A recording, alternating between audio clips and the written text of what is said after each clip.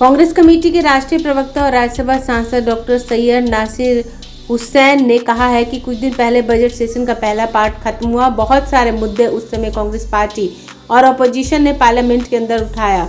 हमें उम्मीद थी कि जो सवाल हम लोगों ने खड़ा किया उस पर हम लोगों को जवाब मिलेगा, लेकिन ना तो प्रधानमंत्री की तरफ से जवाब मिला और ना ही वित्त मंत्री की तरफ से। इसको लेकर आज यानी 17 तारीख को हिंदुस्तान के सभी स्टेट कैपिटल में कांग्रेस पार्टी के राष्ट्रीय प्रवक्ता प्रेस कॉन्फ्रेंस कर रहे हैं।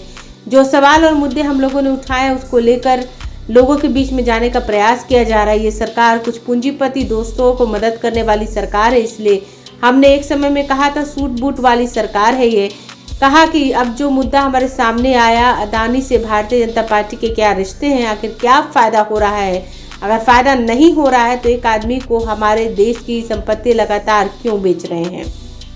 अदानी का भाई जहां सिंगापुर में जिस घर में रहता है, एक चाइनीज नेशनल के घर में उसके साथ में घर शेयर करता है, उसके साथ में रहता है।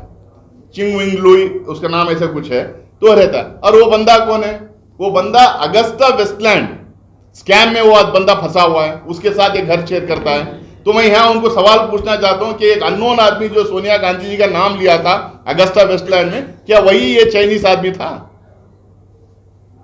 तो ये लगातार जो सवाल हम उठा रहे हैं क्रोनी कैपिटलिज्म को लेके, अपने पूंजीपति दोस्तों को जो फायदा पहुंचाने का हम लेके जो इसका सवाल प्रधानमंत्री के पास नहीं है, वित्त मंत्री के पास नहीं है, भारतीय जनता पार्टी के पास किसी के पास नहीं।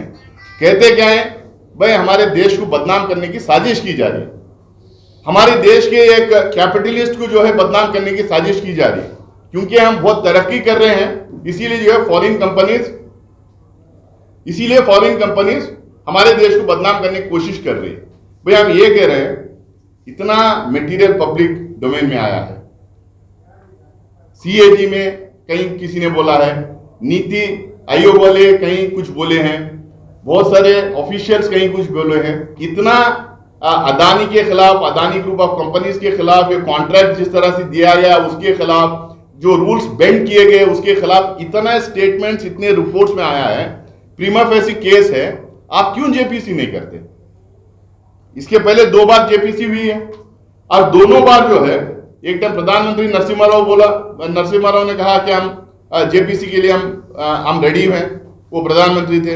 अटल बिहारी वाजपेयी रेडी हुए थे जेपीसी के लिए और जेपीसी हुई।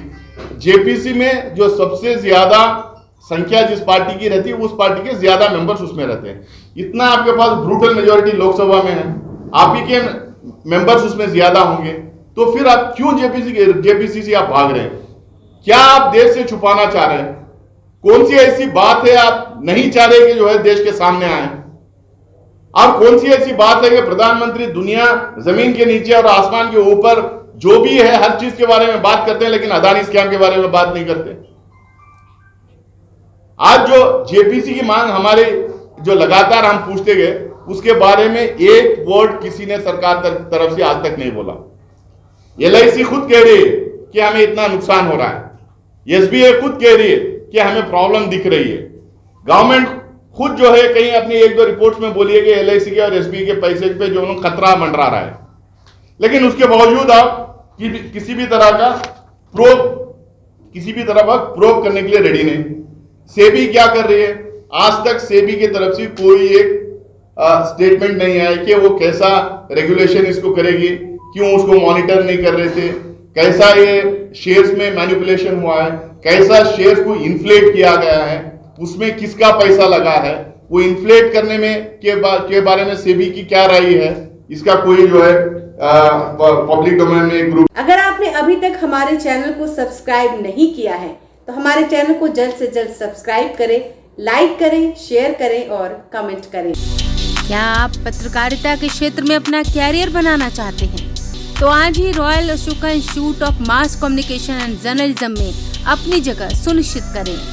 आर्यभट्ट ज्ञान विश्वविद्यालय पटना से मान्यता प्राप्त 100% प्लेसमेंट के साथ royal Ashoka Institute of Mass Communication and journalism नामांकन जारी है।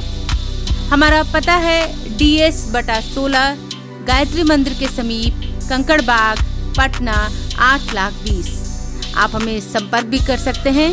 हमारा मोबाइल नंबर है 9955 456126।